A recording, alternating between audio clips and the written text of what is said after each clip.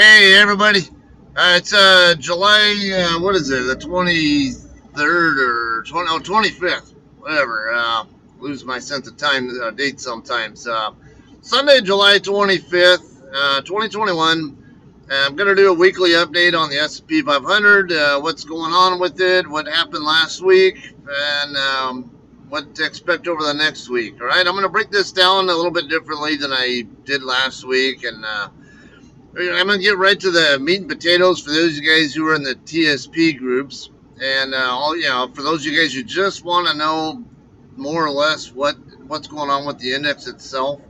I'm gonna uh, cover that first, and then after I'm done covering that, I'll go more into the detailed breakdown for those of you guys who invest outside TSP for the um, cover the top 100 companies that reported last week, and then also the ones that are reporting this coming week. All right, so keep watching. Okay, guys. First, I'm going to point out I will include these actual slides in the TSP group. Obviously, you're watching this video on YouTube, but if you're in the TSP group, you can also get these slides just on their own, because I know some of you guys, when you watch the video on mobile devices particularly, some of you guys say you tend to have some problems being able to see it, and I think it has something to do with because the video quality that you're watching at. If you're watching it in normal and full 1080p, which is what I'm recording in, you should be able to see this very clearly. But just in case you're not watching it and maybe you have a slow connection or something, or you're in a position where it just you just rather have the slides and maybe be able to study them, or whatever, whatever your case might be. I'm going to have them available in the TSP groups as well. Right. All right. So let's start out with the S&P 500 as a whole. Right now, with what earnings data I do have, the current value I have at 41.95. That is up from what was it, 40.10 or 40.40 or whatever it was last week.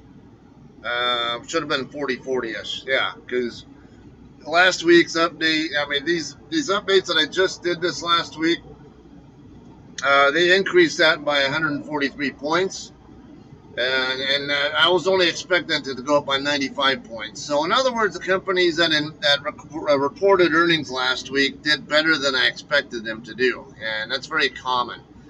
So, and the more they go up, the more they outperform their previous year's earnings.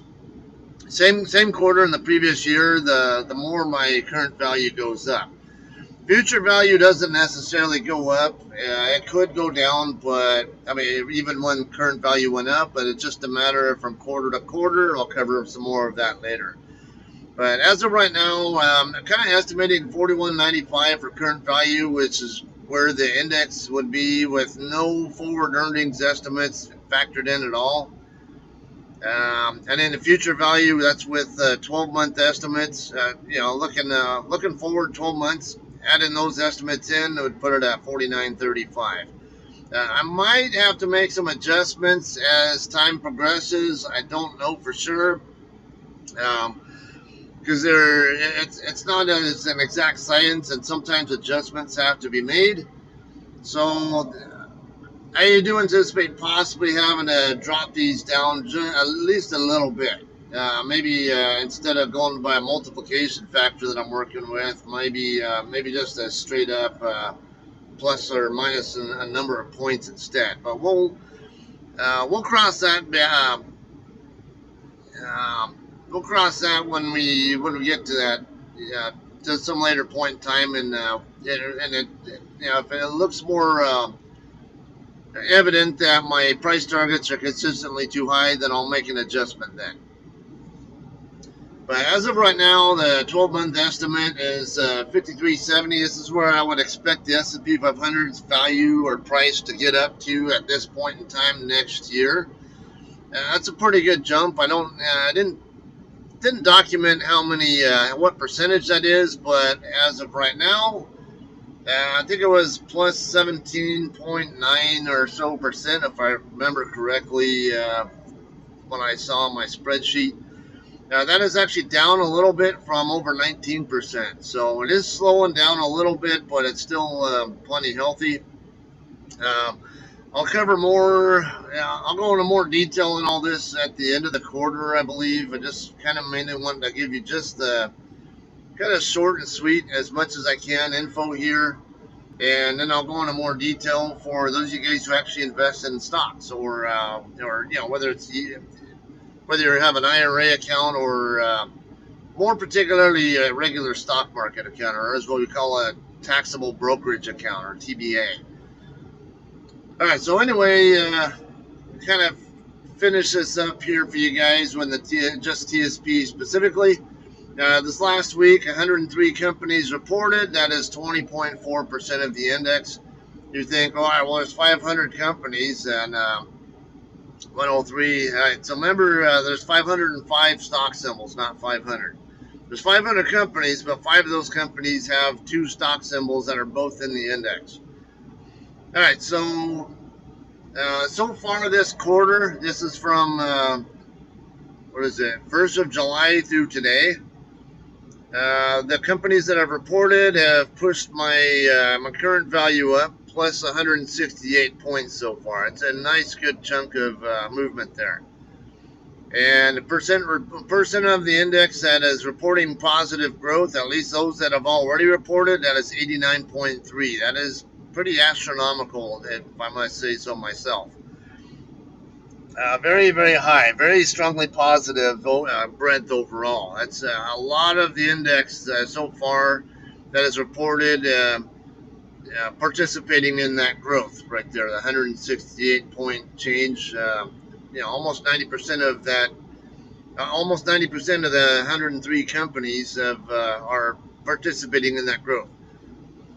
Okay, so weekly earnings coming up over the next month. This coming week, 26 through 30 July, have 177 companies reporting, and I'm expecting a plus 90 effect on my CV here. This is going to be the busiest week of the quarter. And then next week, it'll be from 2 to 6 August, there'll be 149 companies reporting. That's also going to be a very busy week, but not quite as busy as this week coming up. And I'm expecting a plus 91 effect on CV. So it can be a slightly better performance overall next week. Now, basically, not quite as many companies reporting, but they're expecting stronger growth overall than what's reporting this coming week. And then 3 weeks from now, or 2 weeks, whatever you want to call it, then from 9 to 13 August, only have 18 companies reporting, or at least tentatively scheduled to report. As you see, it's much, much slower with the pace there. And only going to expect a plus 8 effect on CV on that particular week. And with 16 to 20 August, only 17 companies expected to report, and also the same plus 8 effect on CV. Total expected change to CV over the next 4 weeks is plus 199. That's almost 200 points. So CV is going to be pushing up to close to about 4,400 by this time next month. And as you know, the index is barely even hitting 4,400 right now. And with forward estimates added in, it's going to possibly justify even higher than that. 45, 4,600, somewhere around there, and then by the end of the quarter, perhaps. Don't know for sure, but again, I might have to make adjustments to my my calculation process here. It's not an exact science, as like I say. So anyway, that kind of wraps up for the just the S&P 500 specific stuff. As a whole, for those of you guys who are more interested in just TSP only and the C fund, what to expect from it.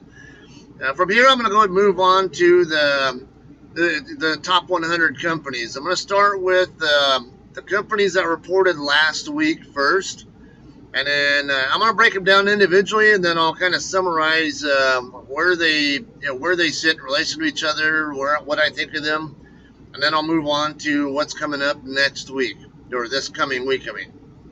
Okay, so for those of you guys who are just TSP only, you're welcome to stop watching this now if you don't want to watch any more. But if you want to know more about individual stocks, Keep watching. We're going to cover some of that here, okay? So let's start with Johnson & Johnson. They're the biggest company that reported last week, or that so they have a $444 billion market cap. It's a really good sized company. They reported earnings per share of 248, and they were expecting, or they reported $1.67 a share the same quarter last year. Now, whenever you're looking at how a company performs, you always want to compare the most recently reported quarter against the same exact quarter of the previous fiscal year. And because I think always a great example to work with here is H&R Block. Three quarters out of the year, they usually are underwater in their earnings, but then for the one quarter of the year when they're doing their tax season, they make a killing, enough of a killing in that one quarter to where they actually pull a profitable fiscal year every year. So you can't really compare one quarter to the next quarter. You got to go by the same quarter, the same in the previous year, if you want to make a good apple versus apple comparison, because companies tend to be cyclical in nature like that, or seasonal in nature. Okay, so moving on though with Johnson & Johnson, their trailing 12-month earnings is $9.13 per share. Looking forward, it's expected to grow from that to $9.29 to $9.69 to $9.72 to $9.84 over the next 4 quarters. That's all positive, and it's consistently moving upward, and I like it. And out of a scale of 1 to 5, I rate them a 4. So it's a healthy buy, or if you're a momentum investor, I would definitely be a buyer. If you're a contrarian or a short seller type, whatever, I would definitely not be holding this position right now. At least not at the moment. Unless you're getting a dollar cost average. Anyway, next moving up, let's go to Coca-Cola, KO. They're the second largest company that reported last week. They have a $240 billion market cap. Now, for those of you guys who don't know what market cap is, I mean, I know I'm preaching to the choir for those of you guys who are experienced with this stuff, but a lot of you guys are newer to stocks and don't know what this means. Market cap is simply a measure of how many shares the company has available to the public, multiplied by what their share price is. So the higher the share price is and the more shares they have available to trade, the higher the market cap is going to be. All right, so I'm going to cover some more stuff there, some educational stuff for some of you guys who are not so well educated on stocks a little bit later here. So we'll cover, I don't know, I'm going to keep kind of stick with the point here of moving on, just nitty gritty here. All right, so Coca-Cola, I'm rating them a 3.5, kind of a hold, maybe a leaning toward buy. As you see here, the earnings are generally up, but it's kind of not very strong. It's moving upward overall. All 4 of the next 4 quarters are supposed to be up from what they already reported, but they're going to be down a little bit 2 quarters from now compared to next quarter. But they are going to trend up. It's just not strong enough for me to really think they're really worth putting too much attention on. Netflix, NFLX, they have a $235 billion market cap. They reported $2.97 a share in earnings versus $1.59 the same quarter last year. As you see, it's a very strong performance compared to what they did last year. And I thought they did pretty good last year. They would, with COVID going on and everybody doing their entertainment at home, they should have done pretty good. But I would have thought they'd have a stronger standard to compare against this quarter, but they actually did very well this quarter, extremely well, at least as far as the bottom line earnings are concerned. All right, trailing 12 earnings are $9.65, and looking forward, you got $10.40, $10.35, $9.99, and $10.42. So they've been trending downward. I mean, they're going to be up over the next quarter, but that's kind of front loading the next quarter's results. But then they're kind of expected to drop a couple of quarters before they go back up. So For that reason, I would kind of call them a 3.5 to 4, perhaps. I rated them a 3.5 here. Basically, I don't really. I mean, because based on what they're expecting over the next quarter versus what they're expecting at the end of the next year or a year from now, whatever, it's just not enough there. So I kind of put them at a 3.5. But thinking about it, they could possibly even be a 4. Yeah, 4 means that they're a buy, and then I'm going to rate them a 5 if they're a strong buy, a 4 if they're a buy, a 3 if they're a hold, a 2 if they're a sell, and then a 1 if they're a strong sell. That might help you guys out some, all right? So as you see these impression numbers here, that kind of gives you an idea of what I think of them. All right, Verizon is the next one coming up. They have a $230 billion market cap, not too much smaller than Netflix or Coca-Cola. They reported $1.37 earnings per share versus $1.18 the same quarter last year. Not a very strong performance compared to last year, but it's still decent. Doesn't look like much compared to what Netflix did, but it's still not bad. But looking more importantly at what their trailing 12 or at what their outlook is, got 514 trailing 12 right now, and they're expected to go up to 532 3 quarters from now before they'll taper off a little bit. In terms of actual performance, percentage performance, 514 up to that. It's I kind of rate them a 4, but it could also even be a 3.5%, possibly, just because they're kind of tapering off here on the back end here. When that can concern me, because they could start coming down, and that could justify price coming down as well. So I don't know. I would say somewhere in a 3.5 to 4 range overall. All right, moving on to Intel. INTC got $223 billion market cap. They reported earnings per share of $1.28 versus $1.23 last year. Not much of growth there, but it is there. Trailing 12-month earnings, they are at $5.30 per share right now, and it is steadily going down. 530 to 479 to 440 to 416 over the course of the next year.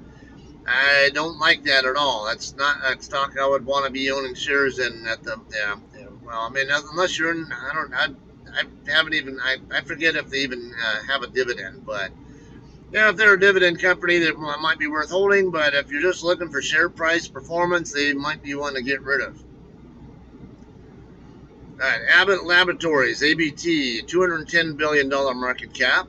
They reported EPS of $1.17 versus 57 cents last year. Nice healthy jump there. More than doubled their earnings from the same quarter last year. And the trailing 12-month earnings is currently at $4.92, but as you see, their TTM outlook is going progressively down all the way to the end of the year, or end of the end of the 4 quarters out. So I have them as a 1, a strong sell. I would not be owning shares of them either. All right, Danner Corporation, DHR, they have a $202 billion market cap. They reported EPS of $2.46 per share versus $1.44 same quarter last year. This is what you call year-over-year earnings, by the way, which I might shorthand the rest of the way. I'll just say year-over-year earnings of $2.46 versus $1.44, so you get kind of that concept there. And trailing 12-month earnings is $8.78. And you see, it's all of the next 4 quarters are up, but they're kind of all over the place. They go up more strongly the first 2 quarters, but then they taper off the next 2 after that. So that concerns me. It is still up over this what they have right now, so I think it's possible the price could still go up some, but I'm kind of iffy on them, to be honest with you, just because of the from 948 down to 934 to 928 over the second, third, and fourth quarters ahead. That could resume. That could go any direction, but I wouldn't be buying it. I'd probably be holding it if I had it, and hope that it goes back up. But I would definitely not be buying shares of them. All right, AT&T. Their stock symbol is T or Tango. $199 billion market cap company. Their year-over-year earnings performance is 89 cents over 83 cents. Not extremely strong, but it's still some growth. Trailing 12 earnings are 326, and they're going up over the next 2 quarters, not by much, but then they're on the way back down. So 328, 329, 325, and 318. So for that reason, I have them as a hold. I wouldn't necessarily get rid of them, but I wouldn't buy them either. Although there's a possibility I could lean toward selling them just because the 4-quarter ahead is below what their current 12-month earnings are at. So again, that's one that could go any direction, I would guess, but it doesn't give me a warm fuzzy in any direction. So I would not really do much anything with those guys. Next, we got Texas Instruments. My hand is getting a little sore from holding that mouse, so that was my position here. All right, so Texas Instruments, TXN, they have a $173 billion market cap. Their year-over-year performance is 205 versus 148. Not bad there. It's pretty healthy growth. At least a good 20% growth there, I believe, over the same quarter last year. Trailing 12, 701 per share.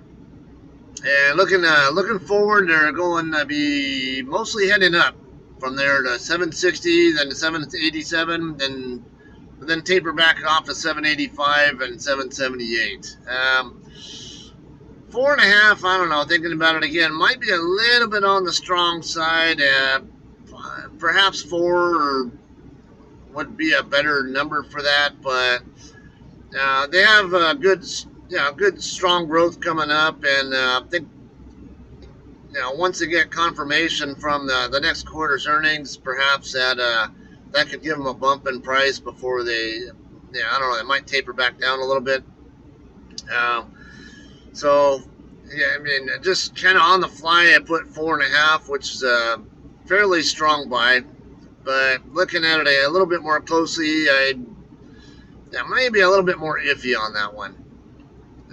Because I think, in other words, I think what price they have, which I did not even look at their share price or what their price has done. I have not done any of these. I'm just kind of looking at the fundamentals only, the earnings. It's possible that their future performance is already priced in, though. So that's something to watch out for here. Again, I think they still overall could be a buy, but I would still watch out for them. Moving on, though, Honeywell, HON, $159 billion market cap. They got year-over-year of $202 a share versus $1.26. Nice, very strong performance there over the last year. Okay, their earnings are $757 over the last year, and steadily going up every quarter there. So it's that one I'm calling a strong buy at 5. Moving on, NextEra Energy, NEE, $151 billion market cap. They got earnings per share of 71 cents versus 65 last year. Not extremely strong by any stretch, but it's still positive. And looking at their trailing 12, 245 per share, and it's going up a little bit, but it's mostly flat. So for that reason, it's I would call it 3.5. I put them at 3.5 on here, but anywhere in that 3 to 3.5 range is what I would really say. The price could go up, but I don't think it's going to go up enough to really be worth buying. You can get better performance out of other stocks. All right, Philip Morris, PM. $147 billion market cap. They reported earnings of $1.57 per share versus $1.29. Not bad, decent, not strong, but definitely respectable. Trailing 12 earnings, 582 per share, and they are looking upward the rest of the year. So I like them. They're not a super strong buy, but I mean because their percent earnings growth expected over the next year isn't strong enough for my liking, but it's decent enough where they're still worth looking at, worth buying if you don't already own them. Union Pacific, UNP, $143 billion market cap. They reported EPS of $2.72 per share versus $1.67 last year. Very strong performance there. I like it. And even more so, I like their trailing 12 outlook there. Right now, they're at $9.09 per share, and their outlook is $9.71, $10.05, $10.49, and $10.67.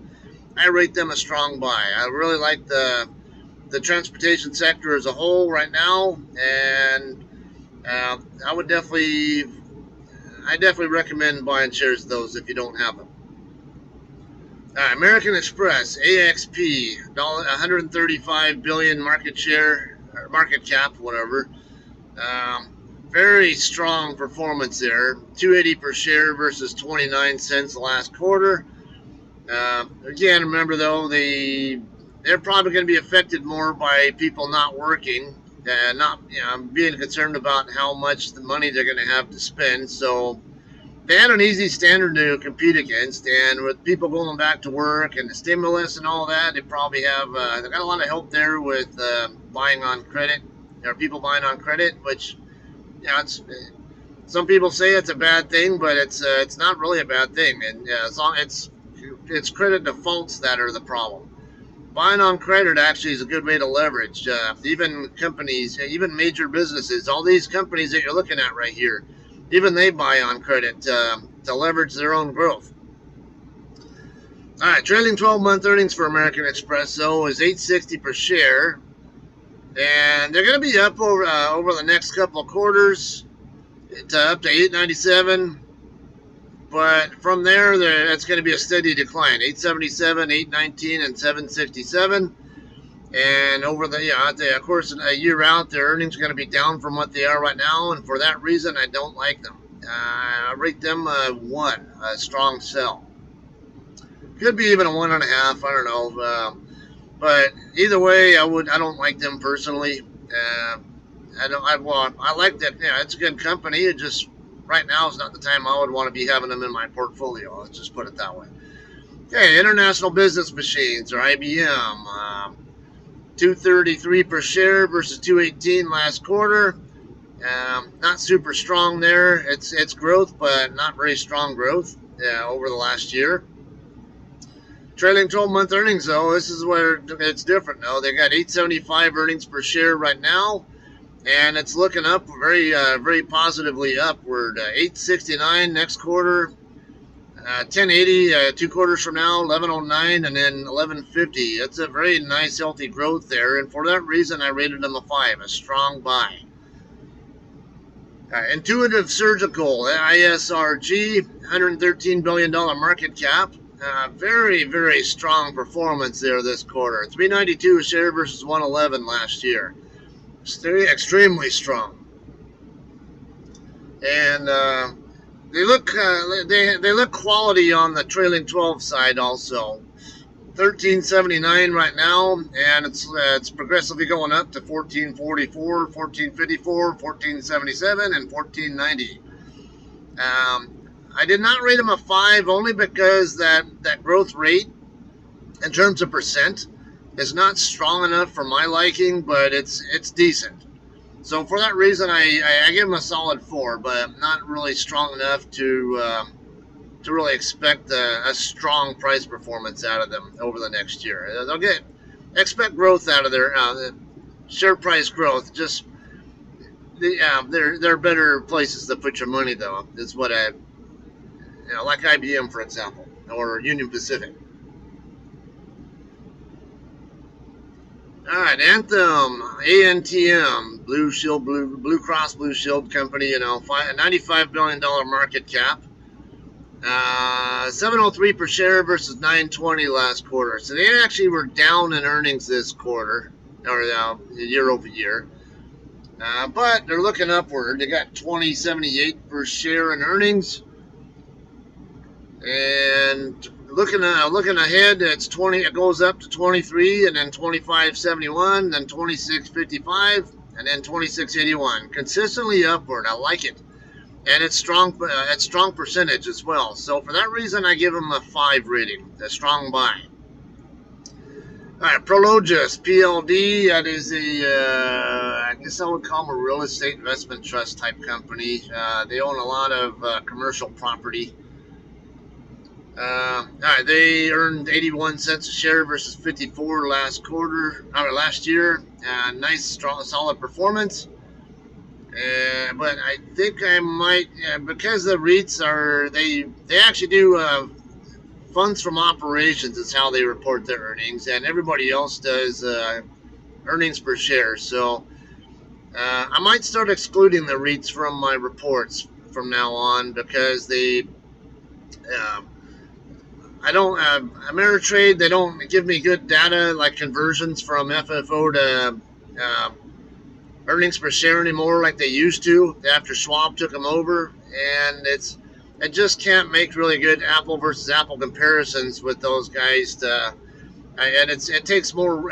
There's more research and work involved in getting their FFO numbers, and then even worse. Well, the FFO is not too difficult to get, but trying to get their forward estimates is a lot more difficult. So, I think it can be done. It's just it takes more effort to do. I'd rather not deal with them. So, for that reason, I might stop looking at the REITs as a whole. Um, might want to talk to Scotty Cox or some other people who are more into the REIT industry, have more knowledge on that, or pay more look more at those at the micro level. So again, I'm more interested in the macro level, and just kind of glossing over, just give us some ideas on stuff you might want to look at or might want to get removed from your portfolio or something along that line. Anyway, right now, Prologis, they are they're flat, and that's kind of what tells me I don't have any estimated updates from them. A new message has arrived. Okay, and I think their impression, basically a hold, slightly buy, but did you see their earnings per share is expected to grow over the next couple quarters, but it might be flat from there. But again, I don't have good FFO estimates for them, so yeah, I would defer to somebody who has more knowledge in the REIT industry than I do for that one. All right, Crown Castle and Court International might end up being the same situation here. I can't, if I remember right, they might be a REIT as well. CCI, they're an $87 billion market cap company. They reported earnings of 77 cents a share versus 41 last year. Nice solid performance there. And their earnings per share is their TTM is at 260 at the moment, and it's expected to go up to 283, but then it's supposed to taper down to 230. Again, if I believe they are a REIT, I got to double check. They're kind of between a hold and sell to me, though. Um, Again, I can't really give you good information on REITs because of that aforementioned issues, whatever. So I would call these two unreliable data to work with. I would definitely talk to somebody who has more expertise in the REITs area on these two here. All right, healthcare, HCA Healthcare, which is HCA. This is the last one. This rounds out the top 100 for last week. They're an $83 billion market cap company. They reported earnings per share of $4.37 versus $3.23 last year. Nice solid gains there. And their trailing 12 is $14.56.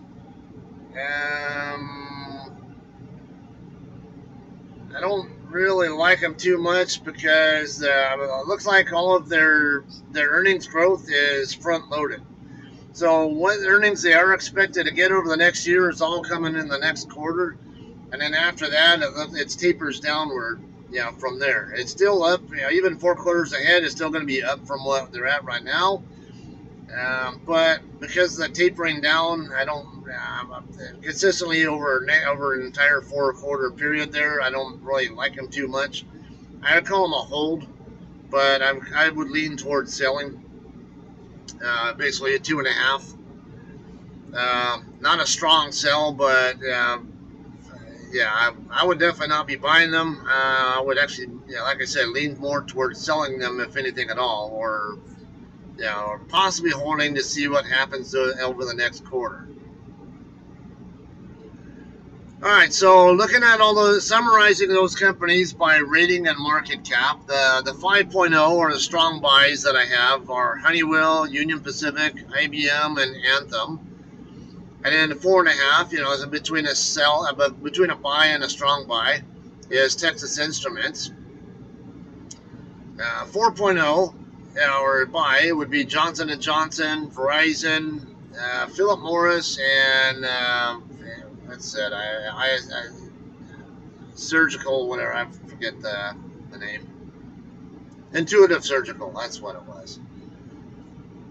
Okay, and then a weaker buy would be Coca-Cola, Netflix, Danner, I forget. I know them. I just brain farting on their name. Let me pull them back up. NextEra Energy. Okay, them and Prologis, I have them all as weak buys, and then AT&T as a hold. A weak sell would be Crown Castle and HCA Healthcare, and then strong sells I have are Intel, Abbott Labs, and AXP, which was, I forget, American Express. Okay, so that sums up those the companies that reported last week, where they stand with me. Now let's look forward to what companies are reporting over the next week. These are the top 100s, basically the top 100 by market cap in the S&P 500. Tomorrow, Tesla. On Monday we got Tesla and Lockheed Martin reporting. And then Tuesday is not only a busy week, but a lot of heavy hitters also reporting this week. So expect there to be some possibly pretty good price movement in any direction over the next week.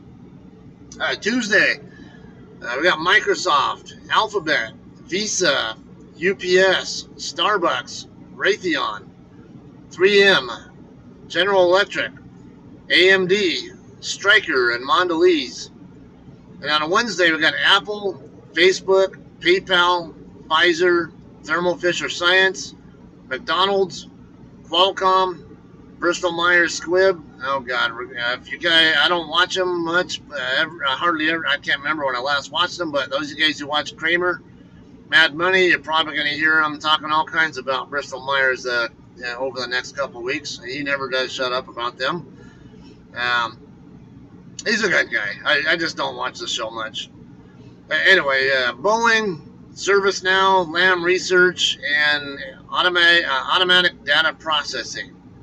And then rounding out the week, on Thursday, we got Amazon, MasterCard, Comcast, Merck & Company, T-Mobile, American Tower Corp, Caterpillar, S&P Global, Altria Group, and Gilead Sciences. And then on Friday, the end of the week, we got Procter & Gamble, ExxonMobil, AbbVie, Chevron, Charter, and Lind. Okay, so that's going to pretty much wrap up this week's presentation. You see, overall, very solid performance as a whole by everybody. But I do kind of wonder what the future is going to hold as the quarter progresses, especially over the next 2 weeks. We're going to get a much better picture of what to expect over the next year. And for that reason, that's another reason why I could end up adjusting my price targets down a little bit as well. Still going to expect some growth, but what I saw earlier before the quarter started was reason to possibly expect some tapering effect.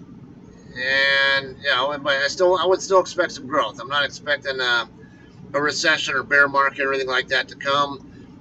Wouldn't expect a correction to come either, for those of you guys who were wondering about that.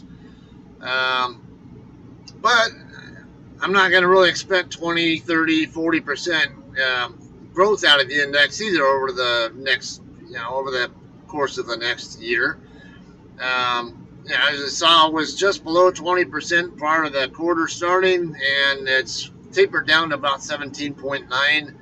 I would still expect it to taper perhaps a little bit further down to the mid-teens range somewhere, perhaps. Maybe 15 or so, and that's still a very decent growth rate. It's still plenty. It's a lot more than you'll get out of the bond market. Right now, 10-year Treasury yield is down to 1.3%. So, bond investors have been moving money into bonds recently, but the more they move into bonds, the less attractive they become, and the more attractive stocks become. So, watch out for that give and take game there. It's a rubber band effect, as I call it. You pull on one thing, or you push one thing, and it pulls somewhere else. No matter where it is, something gets pushed, something gets pulled. Just what ends up with the greater good. All right, so very busy week ahead. I'm going to have my work cut out for me next weekend. I'll put it that way. It's a lot to cover, and might have to go real quickly through the data next week for you guys, so I don't end up with like a 2-hour-long presentation for you guys. I think even 30 minutes is plenty enough. I'm trying to keep it down to that, if not less. So, anyway, that's what you're going to look at.